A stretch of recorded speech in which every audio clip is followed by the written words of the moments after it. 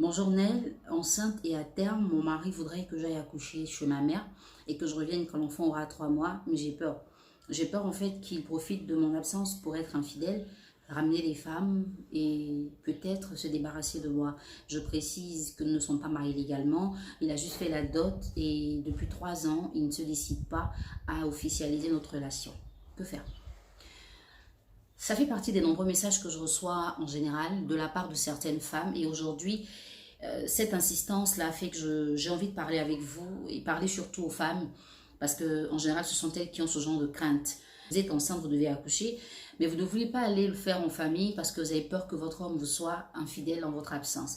Déjà, la première chose que je tiens à vous dire, c'est qu'un homme, pour vous être infidèle, n'a pas besoin que vous soyez sous son toit. Il y a des hommes qui ont été infidèles avec la servante, il y en a qui l'ont été avec la sœur, avec l'ami, il y en a qui l'ont été au bureau avec la secrétaire ou avec des collègues, il y en a qui ont eu besoin de voyager, il y en a qui ont juste eu besoin d'être quelque part où il y avait une femme. Donc, la première chose à savoir, c'est que votre présence ne garantit pas la fidélité de votre homme. Sinon, comment est-ce qu'on pourrait expliquer le fait que certains hommes qui n'ont pas la possibilité de sortir parce qu'ils ne travaillent pas sont quand même infidèles? Comment est-ce qu'on pourrait expliquer que certains hommes qui n'ont pas les moyens de voyager sont quand même infidèles? Comment est-ce qu'on pourrait expliquer que certains hommes qui n'ont même pas de quoi se mettre quelque chose sous la dent sont quand même infidèles? Arrêtez de connecter l'infidélité de votre partenaire à votre absence ou à un manque. Parce que des fois, l'homme n'est même pas en manque, mais il a la curiosité de voir ailleurs et il est infidèle. La deuxième chose, si vous aussi vous êtes dans le cas de cet internaute, ça voudrait dire que votre relation en fait n'a plus de sens, elle n'a plus de raison d'exister. Parce que si vous n'avez pas de quiétude dans votre relation, ça voudrait dire qu'il y a quelque chose de sérieux qui ne va pas. Une absence brève ou prolongée va vous créer des ulcères, va vous créer des céphalées, va vous emmener à ne plus être vous-même simplement parce que vous craignez que votre partenaire vous soit infidèle. Ça voudrait dire que votre relation ne tient pas vraiment. Alors posez-vous des vraies questions. Ce n'est pas l'absence due à votre accouchement qui est le problème, mais c'est votre présence dans le foyer même qui est le problème. Les filles, est-ce que vous comprenez que votre bonheur et votre épanouissement passent avant votre relation? Parce que si vous n'avez pas ces deux choses, vous n'avez pas de relation.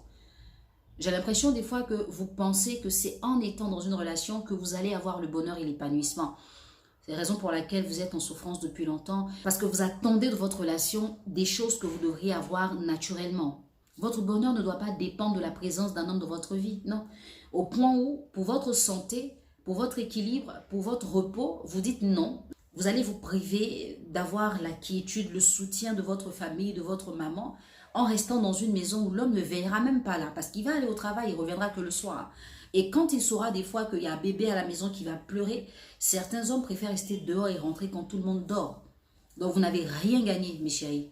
Vous n'avez absolument rien gagné en restant sur place. La troisième chose que j'aimerais dire, c'est que quand vous êtes dans une relation, le minimum, c'est la confiance. Si vous ne faites pas confiance à un partenaire, il ne sert à rien que vous partagez avec lui vos journées, vos nuits et votre vie. Peut-être vous avez déjà fait l'expérience où vous étiez absente et votre homme vous a été infidèle et donc vous avez toujours ça en mémoire et vous vous dites ça va se reproduire.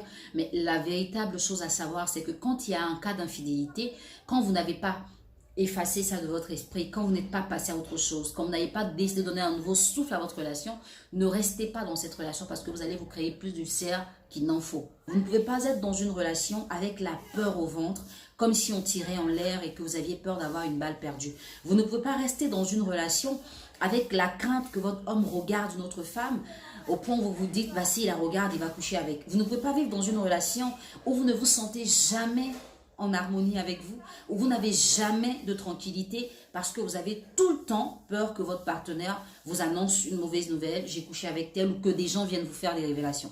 À un moment, sachez ce que vous voulez et privilégiez ce qui vous rend heureuse. Aller en famille pour un accouchement, ce n'est pas un deuil. Au contraire, ça donne l'occasion à votre partenaire de remarquer votre absence et de la sentir. Ça donne l'occasion à votre relation d'avoir une pause.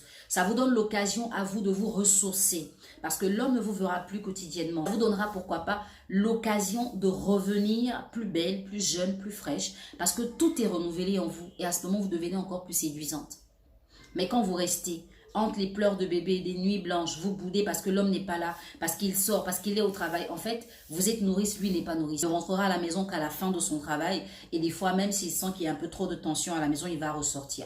Donc, vous allez vous créer des angoisses. Vous ne serez pas une mère aimante pour votre enfant parce que vous serez en train de lutter entre le père et l'enfant. Vous n'aurez pas d'équilibre. Les filles, acceptez des fois de faire des pauses. On ne fait pas une pause uniquement quand on a des problèmes dans le couple. On peut faire une pause quand on va accoucher, quand on va rendre visite aux parents, quand on voyage aussi, ça change et ça envoie un souffle nouveau.